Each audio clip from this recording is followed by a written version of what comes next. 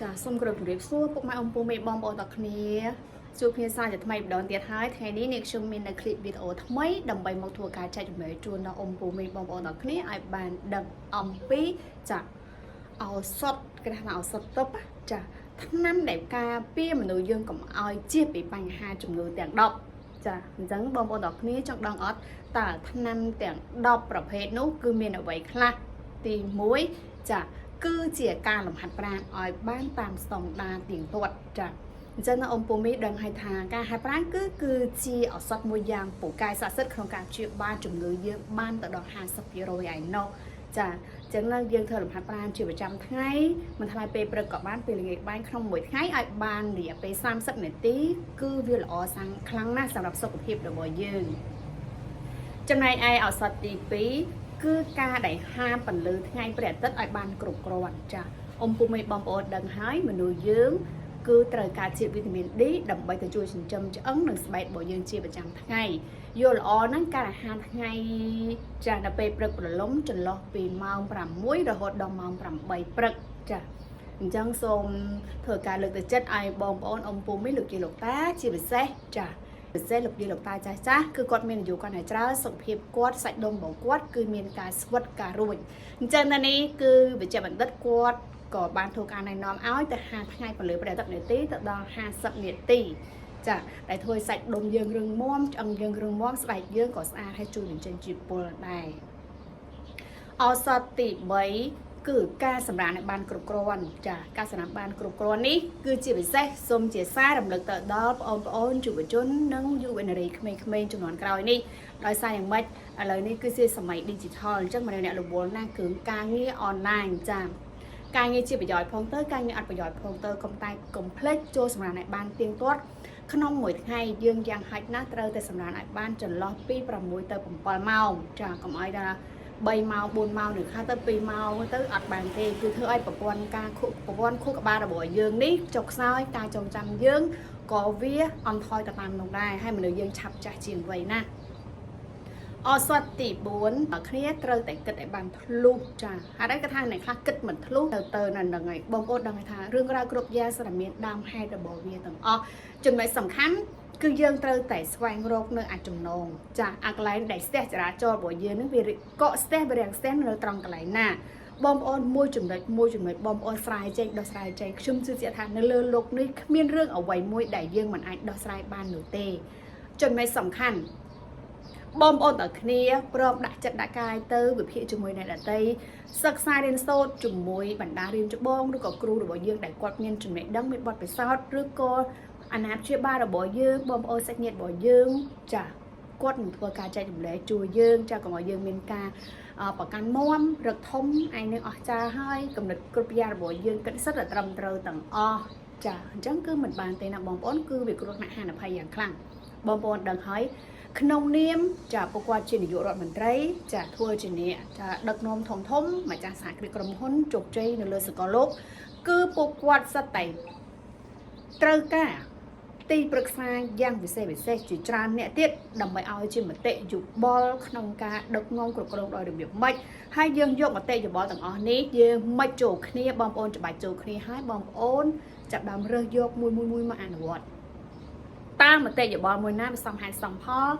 តាមស្តង់ដារមានប្រសិទ្ធភាពច្រើនយើងរើសយកមួយនោះដើម្បីប្រើទៅខ្ញុំជឿជាក់ថាគឺជាប្រយោជន៍យ៉ាងខ្លាំងសម្រាប់ជីវិតរបស់យើងអញ្ចឹងបងប្អូនដឹងថាជីវិតមនុស្សយើងជួបគ្នាអត់ទៀងទាត់នោះទេមិនអញ្ចឹងបងប្អូនចាពូមីងទាំងអស់គ្នាយើងដឹងថាមនុស្សយើងនេះកើតមកជាមនុស្ស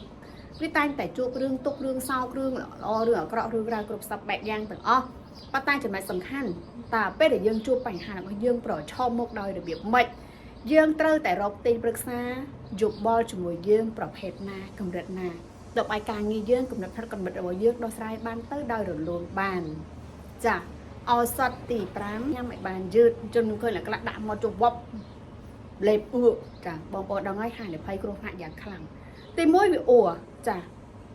ទី2វាធ្វើឲ្យប្រព័ន្ធក្រពះរំលាយអាហាររបស់យើងនឹងគឺរងសម្ពាធយ៉ាងខ្លាំងចារងសម្ពាធខ្លាំងណាស់អញ្ចឹងទៅនេះថ្មិញយើងក៏វាឆាប់សឹកបើកាលណាបងប្អូនអំពូមីងតំពីយឺតអញ្ចឹងទៅចាមួយទៅគឺទី1ថ្មិញយើងក៏មិនសូវ ចាសឹកទី2គឺប្រព័ន្ធរំលាយអាហាររបស់យើងនេះដូចជាកាពះកាវៀនវាបានកិនតាមសម្រួលហើយកិនបានម៉ត់ទៀតអញ្ចឹងទៅវាបញ្ជូនឲ្យសរីរាង្គកាយរបស់យើងចាពេលនោះសរីរាង្គកាយរបស់យើងឲ្យវាផ្សេងទៀតក្រេបយកចាជីវជាតិទាំងអស់នេះដោយតាមសម្រួលអញ្ចឹងធ្វើឲ្យមនុស្សយើងអត់សូវមានជំងឺទេចាកាត់បន្ថយក្នុងការដែលយើងកើតជំងឺកាត់បន្ថយហានិភ័យជាច្រើនបានចំណុចទី6ចាឱសថទី6អំបងប្អូនរបស់គ្នាដឹងអត់ចំណុចទី6គឺការរីករាយសប្បាយចិត្តបងប្អូនដឹងថាឈើកាលណាត្រាំទឹកយូរវានឹងឲ្យពុកមនុស្សយើងកាលណាបៀមទុកច្រើនពេកនឹងឆាប់ស្លាប់នេះគឺជារឿងធម្មជាតិដូច្នេះហើយគឺខ្ញុំសូមលើកទឹកចិត្តឲ្យលោកយាយលោកតាអ៊ំពូម៉ែបងប្អូនទាំងអស់គ្នាចាព្យាយាមធ្វើយ៉ាងម៉េចខ្លួនយើងឲ្យសប្បាយចិត្តចំណុចសំខាន់ត្រូវតែចេះគិតវិជ្ជមានយកនៅរឿងវិជ្ជមានគំនិតវិជ្ជមានអ្វីដែលវិជ្ជមានមកដាក់លើខ្លួនយើងឲ្យបានច្រើនចាជារៀងរាល់ថ្ងៃគិតថាអញ្ចឹងអូយយើងនឹងភ្នាក់ពីដឹងអរគុណយើងនឹងល្អប្រសើរយើងនឹងរីកចម្រើនយើងនឹងបានរុងរឿងទៅអនាគតជាប្រចាំថ្ងៃកុំបើកភ្នែកឡើងអញយ៉ាប់ហើយបំណុលធនាគារផងកូនរៀនផងថ្លៃសាលាផងចេះចូលគ្រប់សពបែបយ៉ាងទាំងអស់គឺវានាំឲ្យខ្លួនយើងកាន់តែរងសម្ពាធកាន់តែលងទៅកាន់តែយ៉ាប់ទៅតែប៉ុណ្ណោះចាពីព្រោះយើងដឹងហើយថាគិតល្អក៏ប៉ុណ្ណឹងគិតអាក្រក់ក៏ប៉ុណ្ណឹងក៏តែកាលណាយើងគិតល្អទៅភាពល្អនឹងមករកយើងដោយខ្លួនឯងចាអា power នៅក្នុងជីវិតយើងចាគេថាស្រូបទាញណាអ្វីដែលយើងគិតល្អវានឹងស្រូបទាញមកអ្វីដែលល្អប្រសើរយ៉ាងច្រើនសម្រាប់ជីវិតរបស់យើងបើកាលណាយើងគិតអាក្រក់អាភាពអាក្រក់ក៏មកតាមយើងនៅលើទៅតាមនឹងដែរបើកាលណាយើងគិតអាក្រក់ភាពអាក្រក់មករកយើងដោយខ្លួនឯងចាវាស្រូបយកដោយខ្លួនឯងបងប្អូនអញ្ចឹងទៅនេះវាស្រូបយកអាក្រក់ឬក៏ល្អអាស្រ័យលើខ្លួនយើងដូច្នេះយើងជាមនុស្សឆ្លាតវៃយើងគួរតែគិតល្អឬក៏គិតអាក្រក់ចាដែលញ៉ាំងឲ្យជីវិតយើងកាន់តែមានក្តីសប្បាយកុំចងរិតកុំត្បិតខ្លួនឯងនៅក្នុងសេចក្តីទុក្ខត្រូវតែយកចំណេះលើខ្លួនឯងដើរលេងខាងក្រៅសប្បាយខ្លះជួបមិត្តនេះមិត្តនោះចែករំលែកមួយគាត់ខ្លះនិយាយទៅព្យាយាមធ្វើគ្រប់សពបែបយ៉ាងដើម្បីឲ្យយើងមានអារម្មណ៍ថាសប្បាយចិត្តចាបងប្អូនដឹងហើយកុំបិទទ្វារឃុំខ្លួនឯងគឺវានាំឲ្យហានិភ័យគ្រោះថ្នាក់យ៉ាងខ្លាំងមនុស្សដែលចូលចិត្តលាក់ខ្លួនពួនអាត្មាបងប្អូនទី1រកស៊ីចាញ់ព្រៀបគេទី2ទ្រឹស្ដីការនិយាយđấyក៏វាមិនចាមិនជាស្តង់ដារមិនឆ្លាតវៃមិនចូលក្នុងចំណោមមហាជនទេចាវាអត់ឡូស៊ីកបងប្អូនអញ្ចឹងទៅយើងឧស្សាហ៍ចេញនៅកណ្ដាលសិក្សារៀនសូត្រស្វែងយកអ្វីល្អៗក្រេបយកចំណេះដឹងល្អៗពីមជ្ឈដ្ឋានជុំវិញខ្ញុំជឿថាជីវិតយើងកាន់ល្អប្រសើរឡើងចាកត្តាទីផឹកទឹកឲ្យបានចាត្រឹមត្រូវវិជ្ជបណ្ឌិតខាងផ្នែកពេទ្យហ្នឹងគាត់ក៏បានលើកទឹកចិត្តឲ្យមនុស្សយើងក្នុងមួយថ្ងៃញ៉ាំទឹកឲ្យបានប្រមាណបងប្អូនតាមស្តង់ដារហ្នឹងចាគឺ3លីត្រណាចា3លីត្របងប្អូនគឺ3លីត្រណាចាគឺ3000 cc អញ្ចឹងទៅពេលព្រឹកញាប់ពីគេងអ៊ំពូមីនអរគ្នាដុសធ្មេញឲ្យស្អាតហើយយើងញ៉ាំទឹកមួយកែវទៅអ៊ុនកុំក្តៅខ្លាំងពេកចាអ៊ុនទៅហើយយើងដាក់ទៅហាត់ប្រាណអញ្ចឹងពេលរួចរាល់ពីហ្នឹងទៅហើយនេះគឺយើងជាយាមផឹកចាកុំឲ្យចាំស្រែកបានផឹកតនេផឹកទៅតិចក៏បានដែរដើម្បីឲ្យរាងកាយរបស់យើងនឹងវាបន្តបញ្ចេញជាតិពុលនៅក្នុងខ្លួនកាលណាយើងបែកញើសច្រើនពេកទៅយើងផឹកទឹកតិចពេកផឹកទឹកខ្វះវាធ្វើឲ្យមនុស្សយើងនឹងចាគឺរៀងស្ងួតតែម្ដងចាបងប្អូនផឹកទឹកច្រើននេះគឺនាំឲ្យគ្រោះថ្នាក់ច្រើនណាស់ជំងឺកាពះពោះវៀនផងទៅគ្រោះក្នុងតម្រងនោមជាដើមចាហើយមួយផ្នែកទៀតគឺស្បែកយើងនេះស្អាប់តែម្ដងចាស្បែកយើងឡើងស្ងួតអញ្ចឹងដូចជាមនុស្សខ្វះជីវជាតិអញ្ចឹងដូច្នេះខ្ញុំសម្លឹងទឹកចិត្តបើសិនអាចបានបងប្អូនព្យាយាមញ៉ាំទឹកតិចបំផុតក្នុងមួយថ្ងៃឲ្យបាន3000 cc វាស្មើនឹង3000លីត្រចាវាហើយគឺជាឱសថយ៉ាងពិសេសសម្រាប់ទៅជួយចិញ្ចឹមបង្កើតបញ្ចឹមឈាមរបស់យើងបញ្ចេញជាតិពុលនៅក្នុងខ្លួនរបស់យើងចាជួយទ្រទ្រង់អวัยวៈយើងជាច្រើនទៀតពីព្រោះទឹកមានសារៈសំខាន់នៅក្នុងខ្លួនយើងច្រើនណាស់បងប្អូនចាចំណុចទី8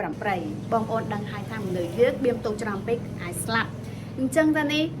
យើងជារៀងរាល់ថ្ងៃឧស្សាហ៍សើចនារីបរិបទដែលមានសំណាងហ្នឹងគឺទឹកមុខគាត់ញញឹមជាប្រចាំបំពាក់ភាពញញឹមភាពរស់រាយទេនៅលើមុខយើងនៅលើកាយយើងឲ្យបានជាប់លាប់ពីព្រោះបុគ្គលដែលចូលចិត្តញញឹមនេះយើងមើលទៅពេលដែលមើលឃើញគាត់ស្នាមញញឹមរបស់គាត់មានអារម្មណ៍ថាមាន power នៅក្នុងខ្លួនចាសក្តីទុកកង្វល់ប៉ុន្មានក៏រសាយបាត់ដែរចាក្រៅយើងឧស្សាហ៍ញញឹមទៅបីជាកូនក្មេងមនុស្សចាទៅយើងខឹងក៏ប៉ុណ្ណាក៏ដោយក៏មិនដាច់ចិត្តលើកដៃវាយគាត់ក៏មិនដាច់ចិត្តជេរស្ដីបន្ទោសគាត់ដែរមែនទេបងប្អូនពីព្រោះស្នាមញញឹមនេះគឺជាភាសាអន្តរជាតិ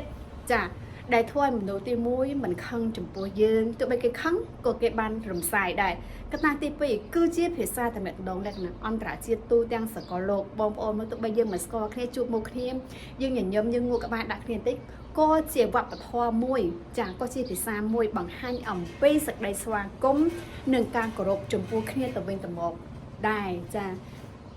cho nên complete na chỉ riêng rồi khai phía bị kén cho nhận nhom chả đưa chụp rừng vậy cái đó nhận nhom sai tới cứ chăm chú chuyện thà vì ai lõ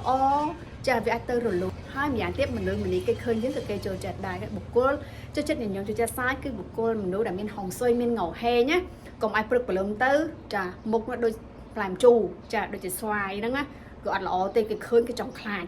chả thay dương thay cái khơi mình nuôi chắc cái trồng rột bà đâyចំណុចទី9គឺការដែលយើងសរសើរលើកទឹកចិត្តអ្នកដទៃចាបងប្អូនយើងមានមាត់មិនមែនចេះតែអាប់ជេចាបន្ទោសអ្នកដទៃទេបងប្អូនត្រូវតែថ្លឹងថ្លែងវិភាគមនុស្សយើងមានវិជ្ជមានក៏មានអវិជ្ជមានមិនថាយើងមិនថាទេមានល្អមានអាក្រក់មានវិជ្ជមានមានអវិជ្ជមានមានចំណុចដែលយើងគួរសិក្សារៀនសូត្រដូច្នេះទោះបីជាគេធ្វើខុសក៏ដោយគេធ្វើនៅក្នុងចាផ្លូវដែលមិនទទួលមិនអាចទទួលយកបានក៏ផ្លូវដែលមិនត្រឹមត្រូវនោះអញ្ចឹងចូលយើងយកពាក្យពេចន៍សម្ដីណាមួយសំហេតុសំផលដើម្បីទៅធ្វើការដាស់តឿនណែនាំគាត់ចាដើម្បីធ្វើការបំភ្លឺគាត់ឲ្យជាមតិយោបល់គាត់អញ្ចឹងណាប៉ុន្តែថ្មីក្នុងផ្លូវវិជ្ជមានសរសើរមុនចាចាំឲ្យយោបល់ទៅតាមក្រោយពីព្រោះខ្ញុំដឹងហើយថារឿងរ៉ាវមួយនេះណែឯងធ្វើទៅគឺវាមិនមានចេតនាទេធ្វើទៅទាំងគេបង្ខំចិត្តឬក៏ធ្វើទៅចាដោយតែខ្វះនៅចំណុចខ្វះខាតតិចតួចអ្នកបើសិនបើអ្នកទាំងអស់គ្នាអាចបង្វែរឬក៏បងប្អូនអាចបង្វែរនៅការគិតរបស់យើងបន្តិចបន្តួចតិចខ្ញុំជឿជាក់ថារឿងនេះវាកាន់តែល្អប្រសើរឡើងពេលនោះបងប្អូនទាំងគ្នាយើងស្ដាប់ទៅមានអារម្មណ៍ថាម៉េចអាចទទួលយកបានមិនអញ្ចឹងហើយដោយសារបុគ្គលហ្នឹងគឺគាត់ឲ្យមតិយោបល់យើងគាត់ស្ដីយើងប៉ុន្តែក្នុងផ្លូវមួយគឺល្អឲ្យចង់ឲ្យយើងស្ថាបនាចាការរីកគុណនេះគឺជាការយើងស្ថាបនាប៉ុន្តែស្ដាប់ទៅគឺទៅជាចិត្តដោយសារមានភ្ជាប់នៅជាមួយក្នុងការសរសើរលើកទឹកចិត្តរួចទៅហើយមិនអញ្ចឹងហើយបងប្អូនត្បិតតែយើងដឹងថាគាត់ធ្វើខុសប៉ុន្មានក៏តែធ្វើនេះគឺជាប្រយោជន៍ជួនកាលជាប្រយោជន៍រួមចាជួនកាលកិច្ចការមួយនេះគាត់ធ្វើទៅគឺចង់ឲ្យយើងល្អចង់ឲ្យមជ្ឈដ្ឋានជុំវិញល្អក៏តែអាសិល្បៈវប្បធម៌របស់គាត់បង្ហាញចេញមកទៅគឺវាមិនសូវជាស្តង់ដារមិនសូវជាពេញលក្ខណៈដូច្នេះហើយនេះកុំភ្លេចណាបងប្អូនទាំងគ្នាយើងចង់ដោះស្រាយបញ្ហាអ្វីក៏ដោយយើងចង់ឲ្យមនុស្សហ្នឹងចូលចិត្តយើងរាប់អានយើងស្រឡាញ់យើងគឺយើងត្រូវតែឧស្សាហ៍សរសើរគាត់ឲ្យបានច្រើនពីព្រោះពាក្យសម្ដីសរសើរគឺជាថ្នាំពើកម្លាំងសម្រាប់មនុស្សក្មេងចាស់ប្រុសស្រីគ្រប់រូបទាំងអស់អញ្ចឹងបងប្អូនឧស្សាហ៍ប្រើសរសើរគេឲ្យបានច្រើនចាអញ្ចឹងទៅអាភិរសាគេបានច្រើនខ្លួនយើងក៏បានល្អប្រសើរទៅតាមនឹងដែរថ្ងៃក្រោយក៏យើងក៏ទទួលបានការរក្សារបស់អ្នកដតីដែរកត្តាទី10បងប្អូនដឹងហើយអត់គឺធ្វើជាមនុស្សត្រូវគេបិទផ្នែកមកជាហៀងបើកផ្នែកមកជាហៀងយើងចូលទៅក្នុងមជ្ឈដ្ឋានណាក៏ដោយយើងចូលក្នុងទីតាំងទីធ្លាក្រុមហ៊ុនសាគ្រាសណាក៏ដោយនៅក្នុងរង្វង់មនុស្សប្រភេទណាក៏ដោយ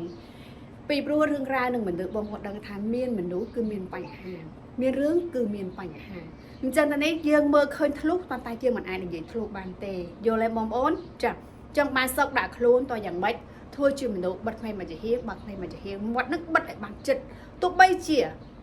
ចាំបាច់ត្រូវនិយាយក៏យើងមិនអាចនិយាយបានដែរ